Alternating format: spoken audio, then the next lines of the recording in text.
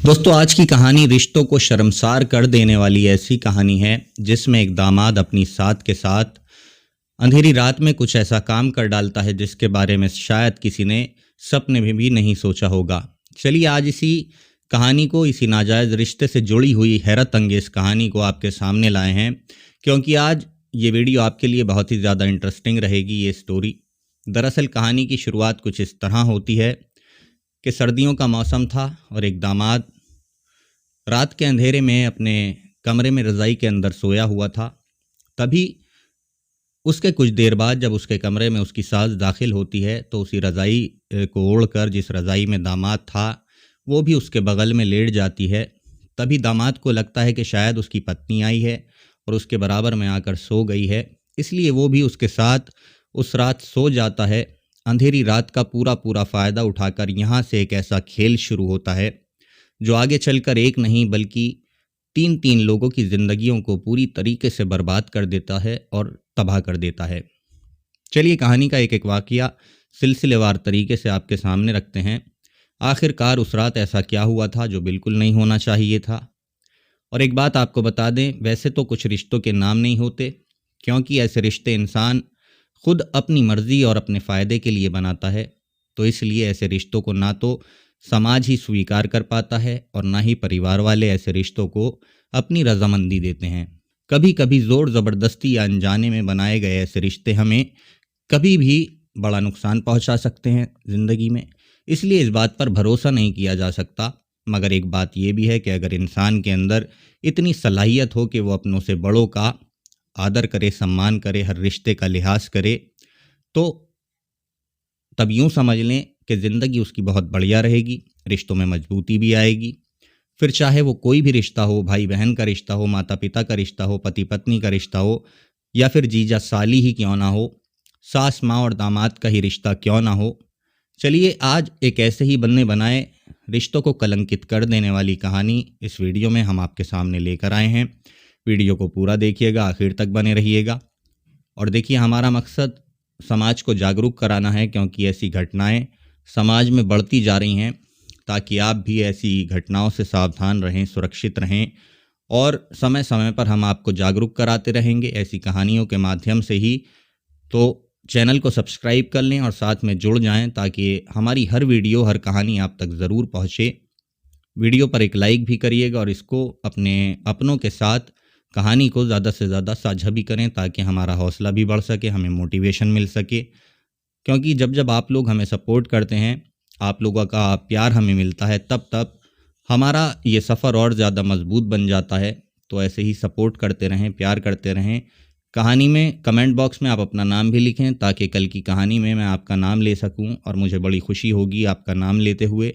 आप अपना और अपने शहर का नाम, आप कहाँ से कहानी सुनते हैं और आपका नाम क्या है, कमेंट बॉक्स में ज़रूर लिखिएगा। देखिए, आज की ये कहानी राजस्थान प्रदेश के श्री गंगानगर से है, जहाँ एक छोटा सा परिवार बड़े ही खुशहाल तरीके से अपनी ज़िंदगी बिता रहा था। और परिवार में केवल 4 ही मेंबर थे, जिसमें से एक लड़की थी, उसका नाम सीमा था, और साथ में उसके माता पिता, एक बड़ा भाई भी था। यानी कि कुल परिवार के अंदर 4 लोग थे।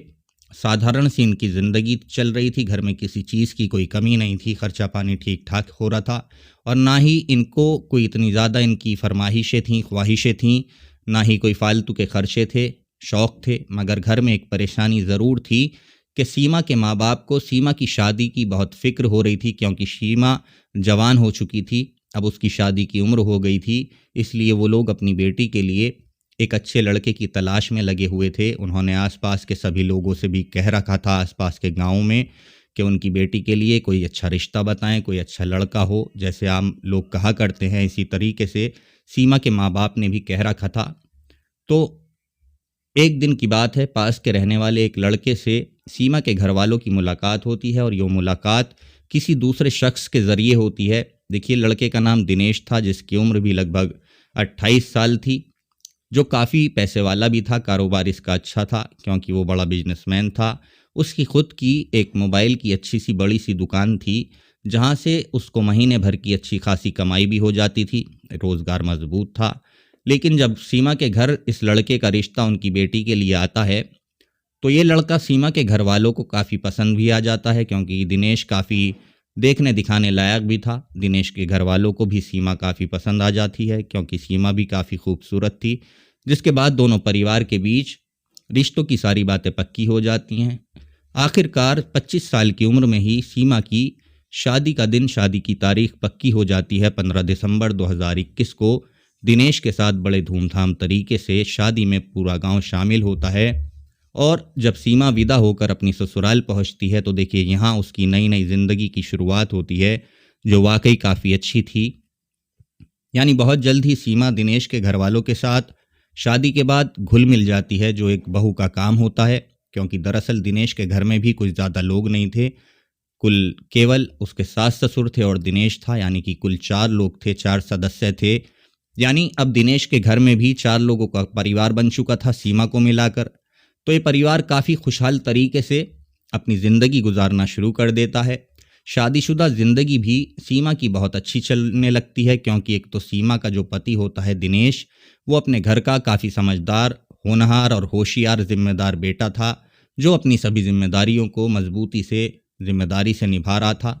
शादी के बाद ये सीमा को भी बहुत ज़्यादा प्यार कर रहा था और उसे खुश रखने की हर मुमकिन कोशिश भी कर रहा था। दिन रात सीमा के लिए हर छोटी बड़ी चीज़ का, ख्वाहिशों का ख्याल रखने के लिए वो मेहनत कर रहा था और उसका ध्यान रखता था। जब भी किसी लड़का लड़की की नई नई हालांकि शादी होती है तो नया नया खुमार भी होता है, आपने देखा भी होगा। लड़का लड़की शुरुआत के दिनों में एक दूसरे को खुश करने के लिए अच्छा खासा अपनी तरफ से तालमेल बिठाने की कोशिश करते हैं, एक दूसरे की छोटी मोटी ज़रूरतों का ध्यान रखते हैं, एक दूसरे का विश्वास जीतते हैं, यहाँ तक कि अपने हर एक पल को खूबसूरत बनाने की कोशिश भी करते हैं, ताकि आगे आने वाला जो समय है उनका अपना हर एक दिन, हर पल यादगार रहे, उनकी शादी यादगार बन सके। बस इसी तरह सीमा और दिनेश की ज़िंदगी भी बहुत अच्छी चल रही थी, पटरी पर थी। और जो सीमा कहती थी दिनेश भी वही मानता था, वही करना चाहता था। वो उसकी किसी भी बात को टाल नहीं पाता था। एक तरह से आपको बता दूं, बच्चों के जैसा दिनेश सीमा को प्यार करता था और उसकी हर जिद को पूरा कर दिया करता था। और इसी बीच जब भी सीमा अपने घर जाने के लिए, मायके जाने के लिए कहती थी तो दिनेश फौरन उसको मायके भेजने के लिए भी तैयार हो जाता था, राज़ी हो जाता था। जहाँ पर सीमा 1-2 दिन रहकर वापस अपने ससुराल लौट आती थी, क्योंकि ससुराल में भी उसके कोई और काम करने वाला नहीं था। सास ससुर बूढ़े हो चुके थे, खाना वगैरह की समस्या होती थी, तो बस इसीलिए सीमा अपने मायके में ज़्यादा दिन तक नहीं रुकती थी। बहरहाल कुल मिलाकर सब कुछ इनके ज़िंदगी में, जीवन में ठीक ठाक चल रहा था, कोई ऐसी चिंता वाली बात नहीं थी। मगर जैसे जैसे वक्त गुजरता जाता है वैसे वैसे इनके रिश्तों में और भी ज़्यादा मजबूती, खूबसूरती कहें, वो आती जाती है। शादी को लगभग अब 2 से 3 साल का वक्त हो चुका था। अब जब धीरे धीरे करके दोनों पति पत्नी के ऊपर नई नई जिम्मेदारियों का बोझ बढ़ने लगता है, जिसकी वजह से अब सीमा मायके जाना थोड़ा सा कम कर देती है, क्योंकि उसके ऊपर भी जिम्मेदारियां आ चुकी थीं। यानी सीमा अब बहुत कम अपने घर जा पाती थी, उसे मौका मिल पाता था अपनी माँ से मिलने का। लेकिन एक दिन अचानक उसको अपनी माँ से मिलने की बहुत ज़्यादा याद आती है। उनको लगता है कि वो अपने माँ से जाकर उसका हाल चाल पूछे। तो वो दिनेश से फ़ोन करके कहती है, आज मुझे घर जाना है, माँ से मिलने का बड़ा मन है, मुझे उनकी याद आ रही है। तो बस इसीलिए दिनेश भी फ़ौरन तैयार हो जाता है। ठीक है, तुम शाम को तैयार रहना, मैं दुकान बंद करके जल्दी घर लौट आऊँगा, हम दोनों एक साथ चलेंगे। और फिर ऐसा ही होता है कि दिनेश अपना सारा काम जल्दी निपटा लेता है और ठीक उसी समय पर शाम के समय अपनी मोटरसाइकिल लेकर अपने घर लौट आता है। और इसके बाद ये दोनों ही तैयार होकर पति पत्नी घर से निकल जाते हैं मोटरसाइकिल के ज़रिए, क्योंकि दरअसल सीमा का मायका भी पास के ही एक गांव का था, जहां पहुंचने में आधा घंटे का वक्त लगता था। इसीलिए दोनों बातचीत करते हुए आखिरकार ससुराल पहुंच जाते हैं। जाते जाते इनको रात हो चुकी थी। फिर जैसे ही ये दोनों घर पहुंचते हैं तो पता चलता है कि घर में तो कोई नहीं है, सीमा की माँ कहीं बाहर गई हुई थी। तो बस इसलिए सीमा अपनी माँ को इधर उधर ढूंढती रहती है, मगर कहीं भी सीमा को अपनी माँ नज़र नहीं आती हैं। फिर वो आसपास के लोगों से जाकर मालूम करती है, पूछताछ करती है कि आखिरकार उसकी माँ कहाँ गई है। तब उसे पड़ोसी बताते हैं कि तुम्हारी माँ खेतों का कुछ काम करने के लिए गई है। बस इतना सुनते ही फिर सीमा खुशी खुशी अपनी माँ से मिलने के लिए खेत पर ही चली जाती है, क्योंकि खेत पर गए हुए भी सीमा को काफ़ी समय हो गया था। आज वो काफ़ी वक्त के बाद अपने घर आई थी माँ से मिलने। कि उसे बहुत बेताबी हो रही थी, इसीलिए वो खेत पर जाती है और पीछे से अपनी माँ की कोली भर लेती है, उन्हें गले लगा लेती है। तो माँ भी अपनी बेटी को इतने दिन के बाद देखकर बहुत ज़्यादा चौंक जाती है, खुश हो जाती है। फिर यहाँ से दोनों घर वापस लौट आते हैं। इसके बाद माँ अपनी बेटी और दामाद के लिए चाय नाश्ते का इंतज़ाम करती है। फिर इन तीनों के साथ, इन तीनों के बीच थोड़ी बहुत बातचीत भी होती है। दोनों एक दूसरे का हाल चाल लेते हैं, माँ बेटी। दामाद अपनी सास से पूछताछ करता है कि पापा कहाँ हैं और हमारे साले साहब कहाँ हैं, कोई भी घर में दिखाई नहीं दे रहा है। इस तरीके की बातें होती हैं। तो सास कहती है कि बेटा, जब सब लोग अपनी ड्यूटी पर गए हुए हैं, कुछ देर में ही लौट आएंगे। इसके अलावा सास कहती है कि वैसे भी आपका जो साला है वो काफ़ी समझदार हो गया है, अब तो वो बहुत अच्छे से अपना काम भी कर रहा है। पहले से उसकी काफ़ी अच्छी खासी तरक्की भी हो चुकी है, पैसे भी ठीक ठाक कमा रहा है। यानी कि इस तरह की बातें इन दोनों के बीच में हो ही रही थी। तभी सास कहती है कि अब मैं सोच रही हूँ कि मेरे बेटे की भी मैं शादी कर दूँ, उसके लिए एक अच्छी सी लड़की देखूँ, क्योंकि वो शादी के लायक हो चुका है। अब तो अपने कारोबार पर भी अच्छे से खड़ा हो चुका है, अपने पैरों पर खड़ा हो चुका है। बस यही चाहती हूँ कि जल्द से जल्द उसकी भी शादी कर दूँ और कोई अच्छी बहू मेरे घर के अंदर आ जाए। इसी तरह बातचीत करते करते रात का वक्त हो जाता है। तो घर के बाकी के लोग भी अपनी अपनी ड्यूटी से वापस घर लौट आते हैं, यानी दिनेश का साला और ससुर भी घर वापस लौट आते हैं। अब ये सारे लोग मिलकर एक साथ बैठकर गप्पे लड़ाते हैं, इधर उधर की बातें करने लगते हैं। वहीं सीमा और उसकी माँ किचन के अंदर खाना बनाने में लगी होती हैं। फिर खाने का भी समय हो जाता है। ये लोग एक साथ बैठकर रात का डिनर करते हैं, खाते हैं। इसके बाद सभी लोग अपने अपने कमरों में चले जाते हैं। लेकिन देखिए, क्योंकि सीमा के घर में जगह की कमी थी, आपको बता दूं, तो इसीलिए सीमा और उसकी माँ एक कमरे में सो जाते हैं और वहीं सीमा का जो भाई था, हालांकि ये उसका छोटा भाई था, और उसके पिताजी एक कमरे में, जबकि दामाद जी को सोने के लिए एक अलग से कमरा दे दिया जाता है जहाँ पर ये आराम से सो सकें। और रात काफ़ी हो जाती है, क्योंकि सर्दियों की जो रातें हैं, 11 बजे का वक्त हो चुका था, सर्दियों के दिन थे। तो दिनेश को भी बीच रात में ही आँख खुलती है, तो उसे नींद नहीं आ पाती, बार बार वो करवटें बदलता रहता है। क्योंकि दरअसल वजह ये थी कि वो कभी भी सीमा से अलग रहकर नहीं सोया था, सीमा के बिना उसको नींद नहीं आती थी। और आज क्योंकि उसे अकेला सोना पड़ रहा था, तो बस इसलिए वो थोड़ा सा मानसिक रूप से परेशान था। तभी बीच रात वो अपनी पत्नी सीमा को मैसेज करता है कि देखो, अब 2-3 दिन के लिए यहाँ आया हूँ, और जब तुम घर चली जाओगी तो मैं वहाँ कुछ दिन के लिए कामकाज में बिज़ी हो जाऊँगा, व्यस्त हो जाऊँगा, और बाहर भी चला जाऊँगा, क्योंकि कामकाज के सिलसिले में बाहर जाना है। और फिर पता नहीं कब हम दोनों एक साथ बैठने का हमें मौका मिले, तो इसलिए तुम ऐसा करो, शायद तुम्हें भी नींद नहीं आ रही होगी, तुम यहाँ मेरे ही कमरे में मेरे पास आ जाओ, हम दोनों बैठकर कुछ देर बातचीत करेंगे, फिर उसके बाद तुम वापस चली जाना और वापस अपनी माँ के पास जाकर वापस से सो जाना। दिनेश अपनी पत्नी से काफ़ी रिक्वेस्ट करता है, मगर सीमा उसको मना कर देती है, नहीं मुझे नींद आ रही है, और वो मोबाइल वापस रखकर सो जाती है। इसके बाद दिनेश सीमा को कॉल करता है। तो देखिए, यहाँ क्योंकि सीमा की बगल में उसकी माँ भी साथ में सोई होती है, तो सीमा फ़ौरन फ़ोन उठाती है और धीमी आवाज़ से कहती है कि आपको शर्म आनी चाहिए, आज मैं आपके मायके में हूँ, इतने दिनों के बाद अपनी मम्मी के साथ सो रही हूँ, आज तो आप बर्दाश्त कर लें, क्योंकि अगर मैं यहाँ से उठ कर आऊँगी तो माँ भी उठ जाएगी। इस पर दिनेश कहता है कि अरे, अभी तो माँ सो रही है और थोड़ी देर की बात है, तुम मेरे पास आ जाओ, कमरे में आ जाओ, उसके बाद वापस चली जाना, वापस माँ के पास जाकर दोबारा से सो जाना। यहाँ क्या होता है कि सीमा इतना कहने पर चुपचाप दबे पैरों से बाहर निकलती है, और जब कमरे से बाहर निकलती है तो सीमा की माँ को कुछ आहट होती है, आवाज़ आती है, और वो भी नींद से जाग जाती है। सीमा की माँ की भी आंख खुल जाती है, क्योंकि दरअसल वो सोई नहीं थी, यानी कि सीमा की माँ जाग रही थी और काफ़ी देर से जाग रही थी, और ये सारी बातें वो चुपचाप लेट कर बस सुन रही थी। खैर, जब पीछे से सीमा की माँ भी कमरे से बाहर निकलती है, तो वो क्या देखती है, वो देखती है कि इतनी रात को सीमा आखिर कहाँ जा रही है। तो देखिए, सीमा इस कमरे से निकलकर दूसरे कमरे, यानी कि जिस कमरे में उसका पति सोया हुआ था, यानी अपने पति के पास चली जाती है, जहां दोनों पति पत्नी बैठकर कुछ अच्छी अच्छी प्यार भरी बातें करते हैं। दोनों के बीच में थोड़ा बहुत रोमांस होता है।